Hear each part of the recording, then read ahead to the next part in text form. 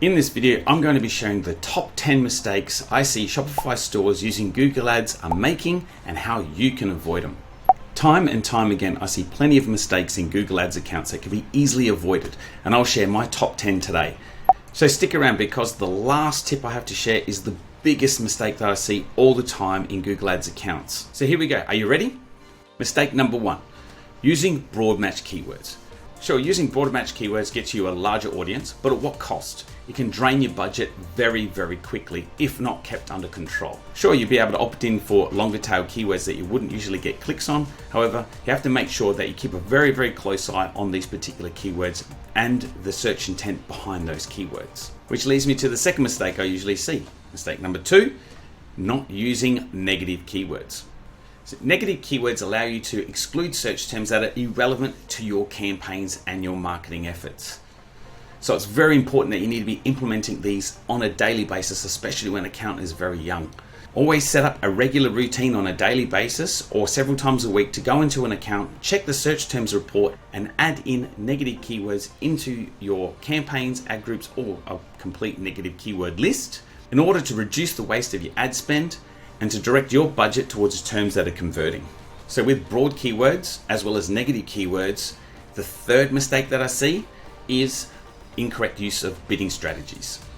Many audits I've conducted are still using manual CPC or enhanced CPCs when the account has been fully matured, or they're using automated bidding strategies when there's not enough conversions in the account for the Google algorithm and machine learning to be able to find the right buyers for their Shopify stores. And when you're using automated bidding strategies, it's important that you pick the right one. So if you have a Shopify store where you're going for a particular return on ad spend, or you're looking for a specific amount of profit, return on investment, it's important to state that in your conversion action so Google knows what you're looking for. And moving on to mistake number 4 is neglecting using ad extensions. Now, using ad extensions in your search ads or your performance max campaigns, even your shopping ads, are going to help improve your click-through rates with your Google campaigns. Also, it can take up more real estate in Google for your search ads. So extensions like site link extensions, call out extensions, promo extensions, specifically for Shopify stores, structured snippets, and contact info if someone needs to get in touch with you. If you're not using ad extensions in your Google Ads campaigns, you're leaving a lot of opportunities on the table. Mistake number 5, setting and forgetting your Google campaigns. Many Shopify store owners I see who do not know how to set up Google Ads accounts properly and try managing themselves, leave it up to Google to try go out there and find the buyers for them, which is wrong. You need to be going to the account regularly and checking all the campaigns, whether they're smart shopping campaigns or shopping campaigns, performance max campaigns, or even if you're using automated bidding strategies altogether, you can't leave it unattended. You need to be reviewing your campaigns regularly, tweaking keywords, adjusting your budgets, and experimenting with many different formats to see what's worked to get the best conversion rates for your store. Mistake number 6, not testing ad copy, or worse, not checking your original ad copy for grammars or whatever's going wrong. I see it all the time, does my freaking head in. A/B testing your search campaigns is vital to be able to get better click-through rates and better conversion rates, depending on what's going to work and speaks to your audience. Always be testing out different headlines and different descriptions in your responsive search ads. It's okay to have more than one responsive search ads in your campaigns. There's actually an experiments feature in your Google Ads account, so you can run your tests and your experiments for 30 days or whatever it is to get your statistical significance, where Google will quickly point out what's working and what's not. Mistake number 7, poor landing page experience. So you've done all the hard work now to get the clicks on your ads, you might be running experiments or whatnot, but where are you sending the traffic? How good is that landing page experience? The only 2 things that a user will ever see are your ads and your landing page. So you might have a tip-top ad, but if it's going to a landing page that doesn't convert, you're in big trouble. You're seriously wasting a lot of ad spend. Particularly when you're sending traffic to a product page. You need to have all the information, fully detailed descriptions, everything about that product listed and stated with beautiful, beautiful pictures on that landing page.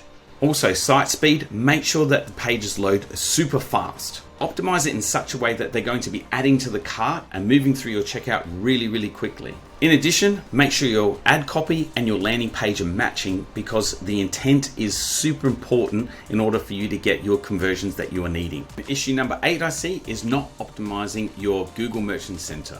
When you optimize your Google Merchant Center, you're laying out a solid foundation for your Google Shopping ads as well as Performance Max campaigns if you're utilizing them. Having a product data feed that is more accurate and detailed about your products gives you a better chance of reaching the right audience and increasing your conversions. Product titles, descriptions, images, and attributes should be optimized to align with relevant search queries without a doubt. In addition, make sure that you have all the information filled out for shipping and returns, logos, your store's reviews integrated with the platform, and also tackling any of the item issues that you're getting in your diagnostics within the Merchant Center.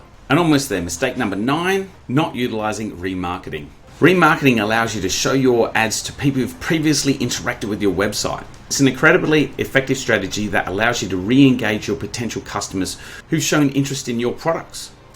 So why not get in front of them again? Just need to simply drop the remarketing tag into your Shopify store using Google Tag Manager. And I'll show you how to add a Google Tag Manager in this video right here. Google has so many signals now from their users. So it's not going to always be the first touch point that someone's going to come and buy your product. You need to continuously get in front of them and remind them about what they were first interested in. And for a bonus tip, don't just keep using Google Ads to remarket your product.